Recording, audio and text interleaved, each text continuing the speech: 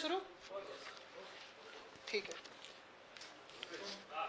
गेल्या काही दिवसांपासून आपण अनेक कार्यक्रमांमध्ये भेटत असतो. जिथे जिथे आपण मला भेटत असता तेव्हा मला तुम्ही डॅव्होसवर प्रतिक्रिया मागत असता. आणि गेले 2 वर्षात जे घटनाबाह्य सरकार होतं त्यांनी आपण पाहिलं असेल कशी उधळपट्टी केली होती. जे घटनाबाह्य मुख्यमंत्री होते ते 28 तासात 40 कोटी कसे उडवले. मग दुसऱ्या दौऱ्यात त्यांनी 40 अजून अधिकाऱ्यांना नेलं. जणू काही त्यावेळीच्या खर्चाबद्दल त्यांना लाज वाटत नव्हती. आणि काल पण त्यांनी आपण पाहिलं असेल मागच्या वर्षी देखील असंच एक मोठं डेलिगेशन नेलं होतं. एक फरक आणि एक आनंदाची गोष्ट आहे की ह्यावेळी तसं काही पसारा नेला नाहीये किंवा जास्तीत जास्त काही उधळपट्टी करायची नाही करायची ह्याच्यात मी जाणार नाही, कारण त्याच्यावर अजून थोडा आम्ही अभ्यास करत आहोत. पण कुठेतरी आम्हाला वाटलं पहिलं 1-2 दिवस बघून की आता ह्याच्यातून काहीतरी चांगलं निघेल. बघा, मी नेहमी हे सांगितलेलं आहे की आपल्या राज्यात असेल, आपल्या देशात असेल, देशात कुठच्याही राज्यात परस्पर जी गुंतवणूक येते किंवा कुठच्याही राज्याच्या कामामुळे गुंतवणूक येते, एक विश्वास ठेवून गुंतवणूक येते, त्याला आम्ही कोणी विरोध करत नाही, उलट आनंदच आहे. आणि आत्ता गेले 2-3 दिवस मुख्यमंत्र्यांचं ट्विटर हँडल पाहिल्यानंतर असं वाटायला लागलं की आता एवढी गुंतवणूक आलेली आहे की जुनी पेन्शन योजना असेल ही लगेच लागू होईल. लाडकी बहीणचे 2100 काय तुम्ही अजून 1-2 शून्य लावून पण लगेच लागू करू शकता. त्याचसोबत एसटीची जी भाडेवाढ झालेली आहे ती आत्ता रद्द होणं गरजेचं आहे. ती पण ह्या एवढ्या सगळ्या गुंतवणुकीनंतर रद्द होईल, आम्हाला खात्री पटलेली आहे. एसटीची जे विलिनीकरण पाहिजे होतं ते होईल, कर्जमाफी आत्ता होईल, कारण एवढी ऐतिहासिक गुंतवणूक आणलेली आहे. हे काय लगेच आता ट्रान्सलेट होईल नाही होईल तर हे मुख्यमंत्र्यांनी सांगावं, कारण असंच 6 वर्षापूर्वी पण त्यांनी 16.5 लाख कोटी जाहीर केले होते महाराष्ट्रासाठी, आपल्याला आठवत असेल 2018 साली. त्याचंही पुढे काय झालं ह्याचं अजून उत्तर आलं नाही, तरी देखील आम्ही याच्यावर शंका उपस्थित करणार नाही. पण 1-2 गोष्टी आपल्या माध्यमातून लोकांसमोर नक्कीच आणू आम्ही. एक, जे जाहीर झालेले आणि आत्तापर्यंत आमच्या हातात आलेले, जे लोकांच्या हातात आलेले माहिती आलेली आहे त्याच्यातून एकूण 54 हे असे करार त्यांनी ह्या कंपन्यांबरोबर केलेले आहेत. 54 करार केलेले आहेत. MOUs, memorandum of understanding. MOU म्हणजे नक्की काय असतं, तर आम्ही कधीतरी पुढच्या काळामध्ये गुंतवणूक करू असं प्राथमिक त्यांना एक मान्यता असते. त्यातून विदेशी कंपन्या आहेत 11, चांगल्या आनंदाची गोष्ट आहे. त्या 54 मधून भारतीय कंपन्या ह्या 43 आहेत आणि त्याच्यातूनच त्या 43 मधून 31 कंपन्या या महाराष्ट्रामधल्या. म्हणजे सांगण्याचा मुद्दा हा आहे, जे आपण पण अनेक लोकांनी ट्विट केलेलं आहे, सोशल मीडियावर टाकलेलं आहे, बातम्यांमध्ये आलेलं आहे. जसं काल परवाकडे पण मी ट्विट केलं होतं की एवढ्या जर महाराष्ट्रातल्या कंपन्या असतील, एवढ्या जर भारतीय कंपन्या असतील, तर मग गेले 2 वर्ष मॅग्नेटिक महाराष्ट्र किंवा आत्ता सरकार आल्या मॅग्नेटिक महाराष्ट्र घेऊन इथेच तो कार्यक्रम का नाही केला? कारण थोडं डॅव्होसकडे आपलं बघण्याचा दृष्टिकोन थोडा बदलणं गरजेचं आहे. मी देखील डॅव्होसला जाऊन आलेलो आहे. माझ्यासोबत तेव्हा सुभाष देसाई साहेब होते, नितीन राऊत साहेब होते, ते उद्योग मंत्री आणि ऊर्जा मंत्री, आम्ही अशी 3 गेलेलो. आणि तिथे गेल्यानंतर आम्ही पण असेच करार केले. आम्ही पण इन्व्हेस्टमेंट आणली महाराष्ट्रामध्ये. काही विदेशी कंपन्या होत्या, काही भारतीय कंपन्या होत्या. पण त्याच सोबत तिकडे डॅव्होसमध्ये जे जगभरातून लोक येतात, महिला पुरुष दोन्ही, मग त्याच्यात कोण उद्योजक असतं, कोणी राजकीय मंडळी असते, कोणी विरोधी पक्षातलं असतं, कोणी सत्ताधारी पक्षातलं असतं, कोणी सायंटिस्ट असतं. वेगळ्या वेगळ्या देशांमधून, वेगळ्या वेगळ्या पूर्ण सेक्टर्समधून लोक येतात आणि जे उत्तम सर्वोत्तम काम करतात त्यांना तिथे भेटायची संधी असते. पण एक मला पाहायला मिळालं की कुठे ना कुठेतरी मुख्यमंत्र्यांना त्यांच्या खात्याने, त्यांच्या अधिकाऱ्यांनी त्यांचा कार्यक्रम थोडा विचित्र लावला आणि ह्या लोकांना भेटण्याशिवाय, किंवा भेटलेच नाहीत असं म्हणावं तर मला वाटतं चुकीचं ठरणार नाही, न भेटता आपल्याच इकडच्या स्थानिक लोकांमध्ये कुठेतरी हा इन्व्हेस्टमेंटचा फुगा मोठा दिसावा म्हणून व्यस्त ठेवलं. खरं तर बॅलन्स होणं गरजेचं आहे. ठराविक इन्व्हेस्टमेंट असेल आणि ठराविक भेटीगाठी असतील, ह्या होणं गरजेचं आहे.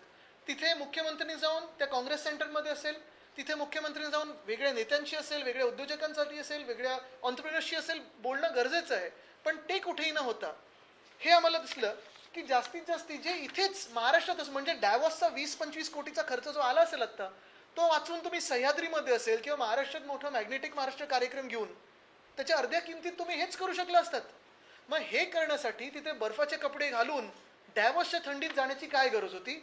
हा एक प्रश्न उपस्थित आम्ही करत आहोत. आम्हाला माहिती उत्तर येणार नाही, टीका होईल भाजपकडून, टीकेची पर्वा नाही, पण जी सत्य परिस्थिती आहे ती लोकांपर्यंत पोहोचणं गरजेची आहे. आता ह्याच MOU मध्ये दुसरी गोष्ट अशी झालेली आहे की जवळपास 4 लाख कोटीचे MOU हे MMRDA आणि सिडकोनी केलेले आहेत. MMRDA आणि सिडको खातं हे खरं कोणाचं आहे? नगरविकास मंत्र्यांचं. म्हणजे कदाचित नगरविकास मंत्री आपल्या गावी आणि मुख्यमंत्री डायव्हॉर्सच्या गावी असं झालंय. म्हणजे अख्खं खातं नगरविकासचं हे डायव्हॉर्समध्ये मुख्यमंत्र्यांसोबत, त्यांचे एक आवडते मंत्री त्यांच्या गटातले ते पण डायव्हॉर्समध्ये त्यांच्यासोबत. पण नगरविकास मंत्र्यांना इन्व्हिटेशन मिळालं नाही मिळालं, व्हाईट बॅच मिळाला नाही मिळाला, हे अजून कुठेही स्पष्टीकरण आलं नाही. पण आम्ही नेहमी शिवसेना उद्धव बाळासाहेब ठाकरे म्हणून ज्यांच्यावर अन्याय होतो त्यांच्यासाठी लढत असतो. आणि आज नगरविकास मंत्र्यांवर अन्याय झालेला आहे, नाराजी त्यांच्या चेहऱ्यावर दिसत आहे. आणि अख्खं खातं नेलं पण त्यांना इथेच ठेवलेलं आहे. त्यांच्या खात्यासाठी सगळे MOU सही केले तिथे, ते मुख्यमंत्र्यांनी केलेत, पण नगरविकास मंत्री कुठे दिसेना, हे पहिल्यांदा दिसायला लागलेलं आहे. बरं, इथे नगरविकास खात्याने पण MMRDA आणि सिडकोनी पण जे MOU केलेले आहेत, काही MOU तर अक्षरशः बिल्डर्ससोबत तिथे केलेले आहेत. आता बिल्डर्स म्हणजे चुकीच्या ह्यानी नाही किंवा वाईट ह्यानी नाही बोलत आहे, पण ज्यांनी जमिनी घेतलेल्या आहेत किंवा कुठच्या स्पेशल प्लॅनिंग अथॉरिटीमध्ये जमिनी घेतलेल्या आहेत जिथे बिल्डिंग येणारच आहे. आता बघा ना, इथे Sumitomo realty and development company limited ही जॅपनीज कंपनी आहे. त्यांनी साधारणपणे 2-3 एकरचे प्लॉट MMRDA मध्ये इथे BKC मध्ये घेतलेत. 2,500 कोटी टाकलेले तिथे, 6,000 कोटीची गुंतवणूक झालेली आहे. त्यांच्याबरोबर पुन्हा एकदा करार केलाय. तो कशासाठी? तर आता ती गुंतवणूक झाली, त्याच्यावर तुम्ही आता बिल्डिंग बांधणार, त्याच्यातून ऑफिसेस बांधणार, त्याचा करार. म्हणजे त्याला काही अर्थ आहे का? ती गुंतवणूक झालेली आहे, ती गुंतवणूक आता ती आपल्या खात्यात पण आलेली आहे, त्यांनी जमीन घेऊन झालेली आहे, कन्स्ट्रक्शन सुरू होणार आहे. ते कन्स्ट्रक्शन कसं होणार ह्याच्यावर मला वाटतं करार त्यांनी केलेला आहे. त्याच्यात काय लिहिलं आहे तर suggest urban regional development, social physical digital infrastructure, climate change resiliency, adaptation, sustainability, लिव्हेबिलिटी.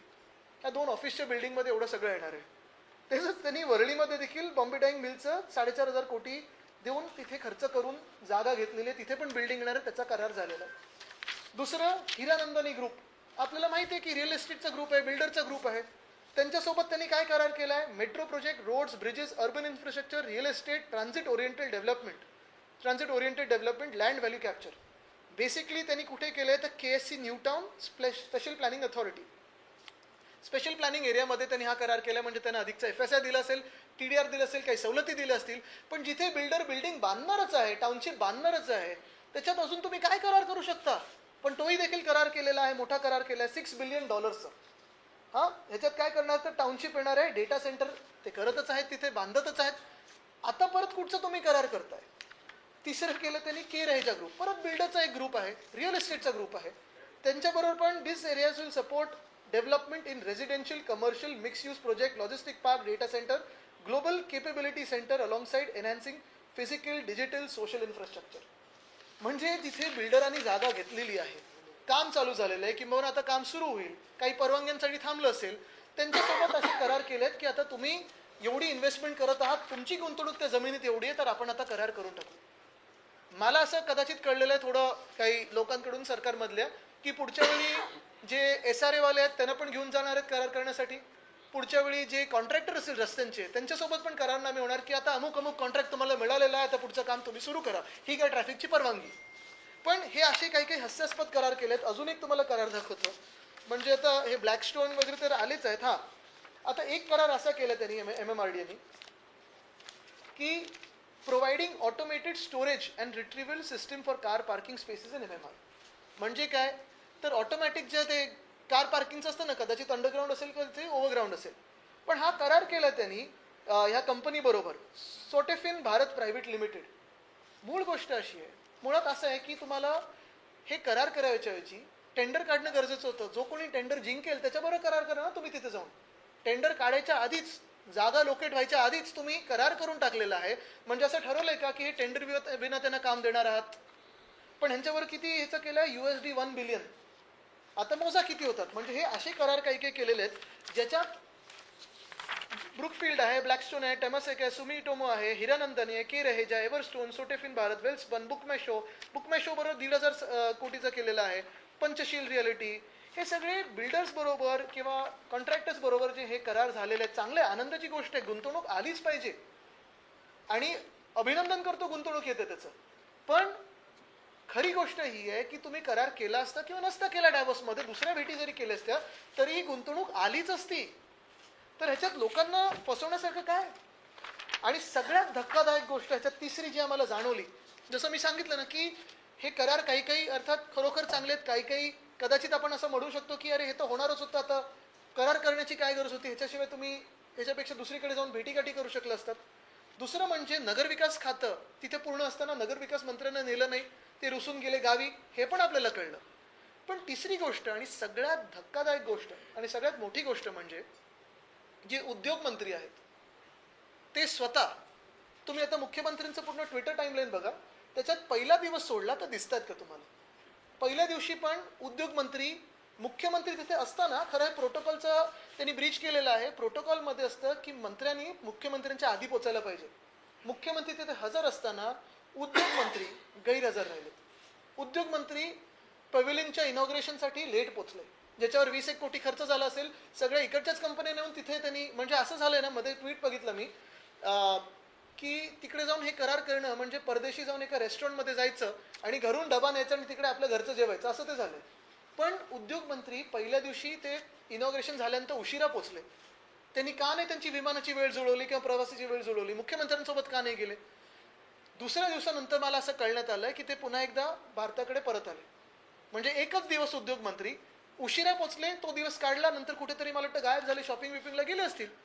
पण ते झाल्यानंतर दुसऱ्या दिवशी त्यांना आपल्या देशात परत बोलवलं गेलं किंवा परत आले. आता हे कशासाठी होतं? हे यासाठी होतं का की मिंदे नाराज झाले आणि त्यांना बोलवलं? मिंदेंची समज काढण्यासाठी त्यांना परत पाठवलं, बघा तुम्ही नाही तर हे पण नाही? कारण तसं पाहायला गेलं तर 7 अधिकारी होते तिथे. 7 अधिकाऱ्यांची गरज नाही. मुख्यमंत्री असताना 2-3 महत्वाचे अधिकारी, चला मी समजू शकतो 7च्या 7 द्या, पण नगरविकास मंत्री नाही. ठीक आहे, पण उद्योग मंत्री तर असायला पाहिजे. डॅव्होसच्या समिटमध्ये जर तुम्ही उद्योग मंत्र्यांना 4 दिवस काढू नाही शकत उद्योग मंत्री आणि तिथे बसू नाही शकत एका ठिकाणी, तर मग कामं पुढची कशी होणार? कशात व्यस्त होते? का उशिरा पोचले? कोणासोबत गेले होते? का उशिरा आले? का लवकर मुंबईला आले?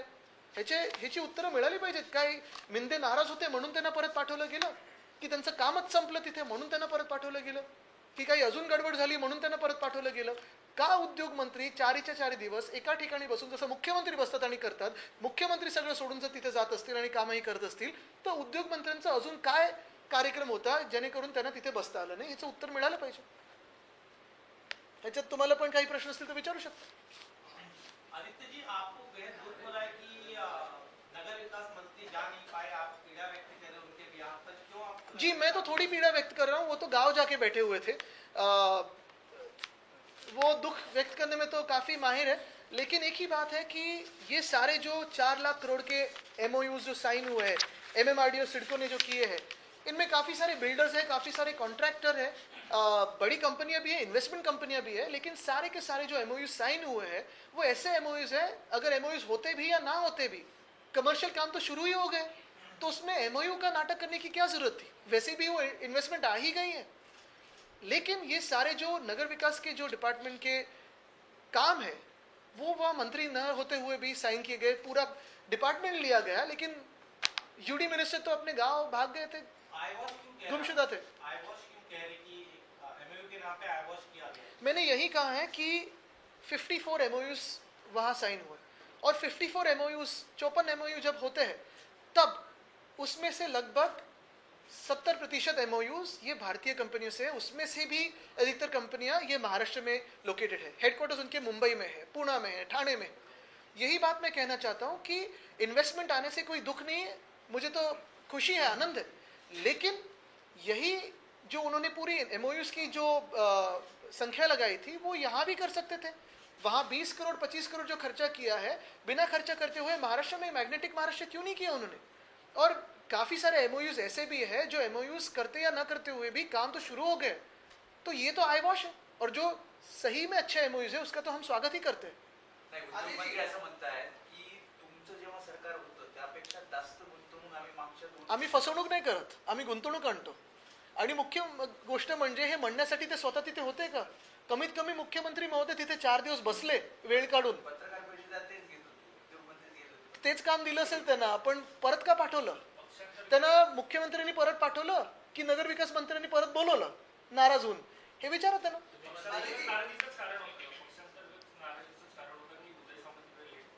आता काय काय असं होऊ शकतं, कारण कोणीतरी गावी गेलं होतं, मग कोणाची समजूत काढायला परत पाठवलं असेल.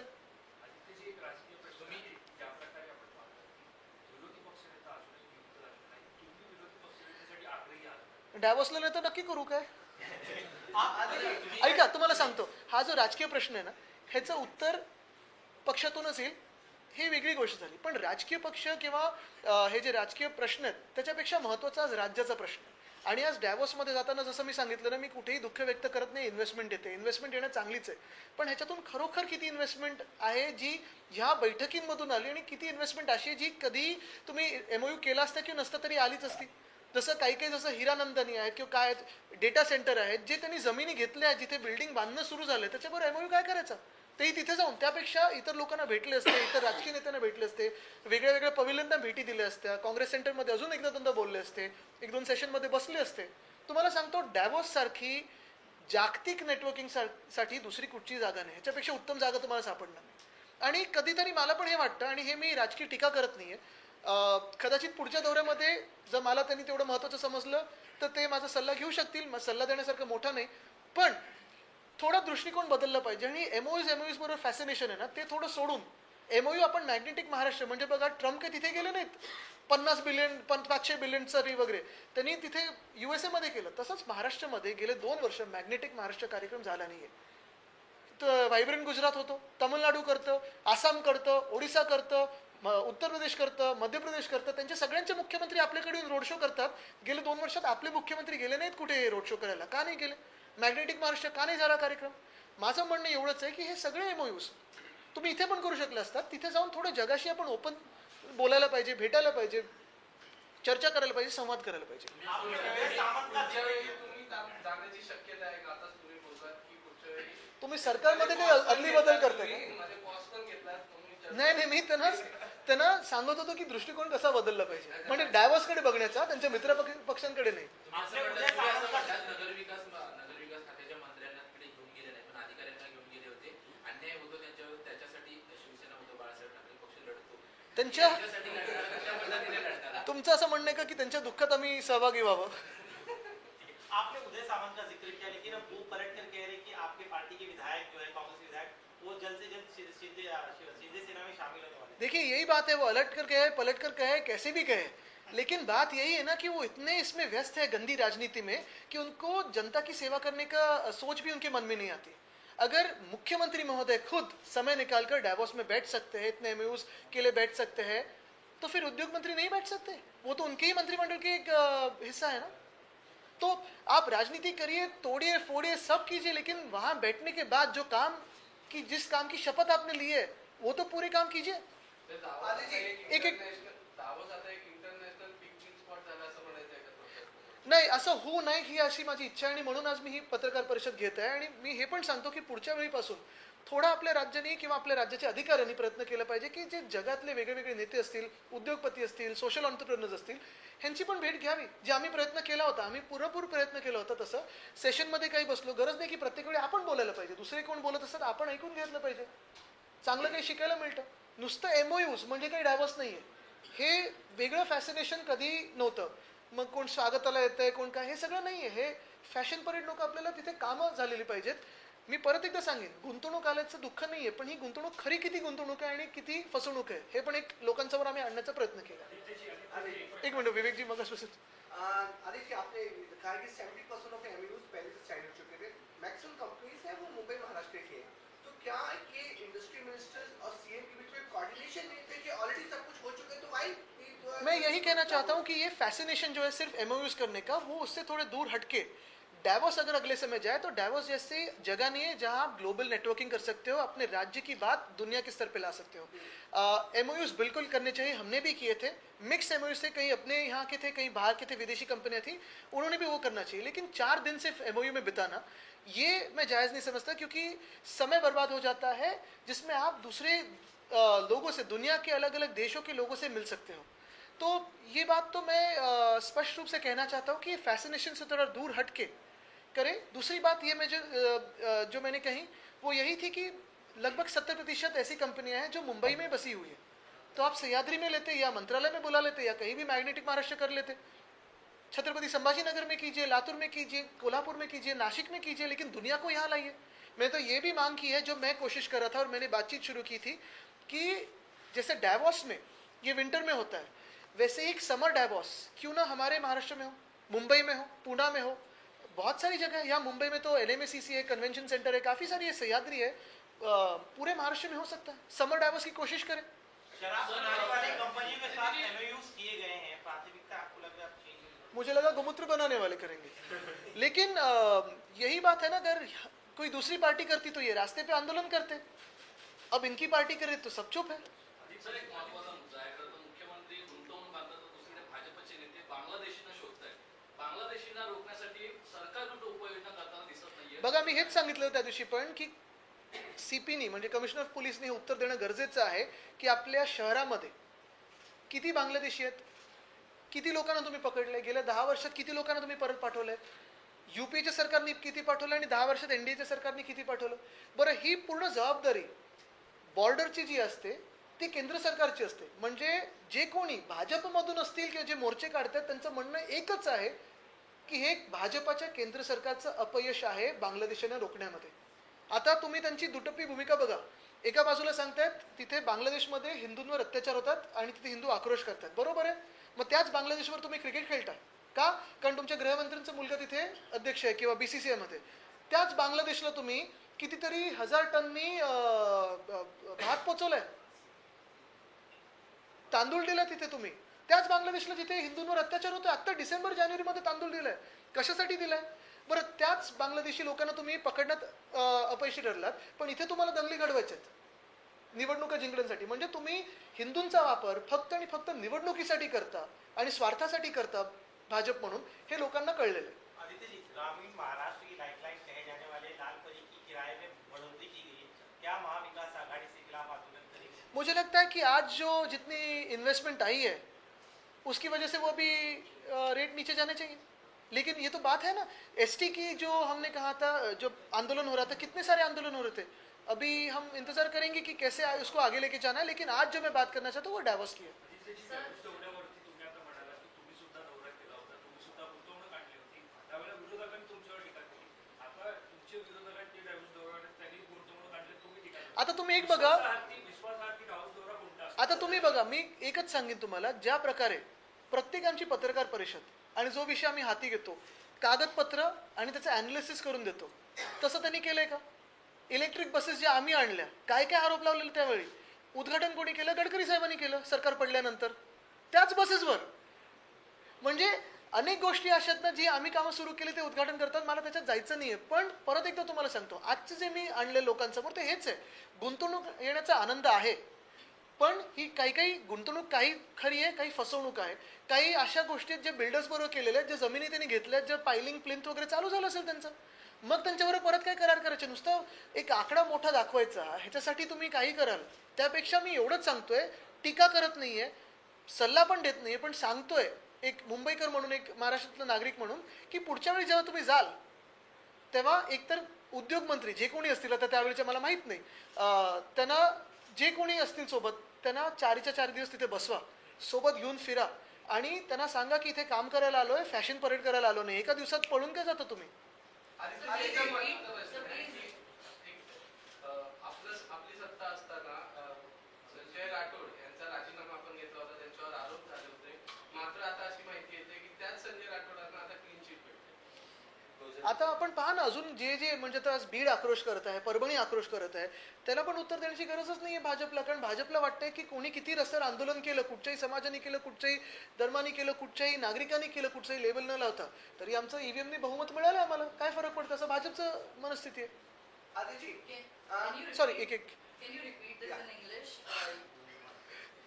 You're saying. One minute, I just come, एक करके देतो मी, वेलकम बैक. आदिजी, बीजेपी की नेता नीतीश रानी जो मंत्री थे सरकार में, उन्होंने सवाल खड़े किए पूरे सैफ अली खान के सिनेरियो पे, क्वेश्चन मार्क खड़े कर दिए. उन्होंने अपनी पुलिस, अपनी सरकार और फिर सिंधे कैंप के संजय रघुवंशी ने भी लगा कि ये कहानी कुछ डाइजेस्ट नहीं हो रही है कि इतना इंजस्ट होने के बाद Saif Ali Khan fit end fine walk कर रहे हैं. तो ये सब पूरे मुद्दे पे जो चल रहा है उस पर क्या कहना चाहिए? देखिए, मैं उनको कभी जवाब नहीं देता क्योंकि उनको मुझे स्तर देना नहीं है. और दूसरी बात है कि ऐसे विषय पे बात करके जो मेरे महाराष्ट्र के विषय है, जो डाइवोर्स के विषय है, जो इन्वेस्टमेंट आने वाली है, मैं उस पर बात करना चाहता हूँ.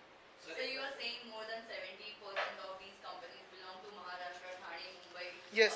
Please put some light on the number of companies that you signed MOUs with. So, firstly, let me tell you that we are not criticizing the Chief Minister's tour to Davos. We're just bringing some facts and figures to the people of the country because people should not be fooled by PR exercises. In total, about 54 MOUs have been signed with various companies across the board in Davos by the government of Maharashtra and by the Chief Minister of Maharashtra, out of which almost 43 companies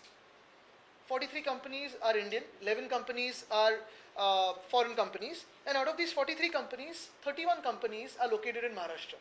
The point being that instead of spending 20-25 crores on a Davos trip and going and sitting within ourselves and just making a group of ourselves and sitting and signing MOUs within ourselves, the Chief Minister could have balanced the MOUs with meeting with other heads of state, other heads of federal governments, other entrepreneurs, social entrepreneurs, people who do fantastic work. Because let me assure you, there is no other place in the world as good as Davos for global networking, especially for an industrial, progressive state like Maharashtra. However, I feel the Chief Minister's staff and his office have misaligned his program and somewhere ensured that this trip was only mired and busy with MOU signing. Out of the MOU signing, MMRD and CIDCO have signed MOUs worth 4 lakh crores. The funny part is, the UD minister, who's in charge of these departments, has been left behind, or is probably upset over it and went to the village, to his native place. But all the MOUs that MMRD and CIDCO have signed, out of which there are few that are builders and contractors. Some of them have already procured land, some of them have already started work. So then what is the point of signing an MOU with someone who has already started work? MOUs are basic memorandum of understandings for those companies or those entrepreneurs or those big corporates who are now deciding to come to Maharashtra. What is the point of signing an MOU with those people who have already bought land and invested and started off with work? And the third and most important and shocking thing that has come to light is the Industry Minister of Maharashtra, when their late reached after the pavilion was inaugurated by the Chief Minister. Normally it is a protocol in every government that before the Honorable Chief Minister reaches, the Minister should reach and welcome the Chief Minister. But he went for a CM level program late, stayed there for a day, is seen only in 1 or 2 photos of meetings, then I don't know where he went, was probably busy in personal life, and has come back after a day. So who will feel the expenses? Why should we as taxpayers pay for the expenses of this one-day trip of the Industries Minister to go and enjoy the Davos snow? एका दिवसाच्या ह्या खर्चासाठी कोण जबाबदार आहे? आपण टॅक्सपेयर म्हणून उद्योग मंत्र्याचा खर्च द्यायचा का? त्यांनी बर्फ एन्जॉय करून आले, त्यांनी कुठचं जॅकेट, कुठचं मफलर बिफलर घालून आले, पण खर्च कोण करणार? ते देणार आहेत की राज्य सरकार देणार आहे? कारण नाही तर त्यांचा उपयोगच नव्हता डायव्हर्समध्ये. हायकोर्टाने असा निर्णय दिलाय की जे रोगी येतात त्यांचं रोगी भविष्याचं उल्लंघन होत असेल तर त्यांच्यावरती कारवाई करा, पहिला समज द्या, नंतर मग दंडात्मक कारवाई, नंतर मग ते जप्त करा. आपल्या पक्षाची काय भूमिका? मला वाटतं हायकोर्टाचा ऑर्डर आहे. आपण पाहत असाल गेले 2 वर्ष पण सरकार ह्यांचंच आहे ना, अंमलबजावणी झाली का? प्रश्न ह्या सरकारला विचारला पाहिजे. पहिलं त्यांची काय भूमिका विचारा ना. कालच्या मेळाव्याला राजन साळवी उपस्थित नव्हते, अशी देखील चर्चा आहे की रत्नागिरीतून माजी आमदार आणि काही पदाधिकारी हे पक्षप्रवेश. बघा, काही तुम्हाला सांगू, काही जसं आम्ही काल पण बोललो की जागा जिथे आम्ही निवडली होती रेल्वे स्टेशनचं थोडी लांब होती, पोचायला उशीर झाला, काही लोक खरोखर ट्रॅफिकमध्ये होते, काही भलतीकडेच पोचले होते, कारण ही जागा जरा वेगळी होती. जे कोणी आमच्यासोबत ह्या महाराष्ट्रासाठी लढत आहेत, ह्या मातीसाठी लढत आहेत, महाराष्ट्राच्या मातेसाठी लढत आहेत, पूर्ण आपण पाहतो नागरिकांसाठी लढत आहेत, ते आमच्यासोबत आहेत. बाकी ज्यांना जायचं ज्यांना यायचं आम्ही कोणालाच थांबवलं नाही आहे. आम्ही एवढंच सांगतोय की महाराष्ट्राशी गद्दारी करू नका. आज जसं तुम्ही काल पाहिलं असेल, अदानी आता मदर डेअरीच्या तिथे जमीन खायला निघालेत, धारावी खायला निघालेत. महाराष्ट्र अदानीच्या हाती द्यायचं असेल तर जरूर ज्यांनी गद्दारी करायची त्यांनी करावी, पण त्यांचं उत्तर त्यांनी महाराष्ट्राला देणं गरजेचं आहे. धन्यवाद.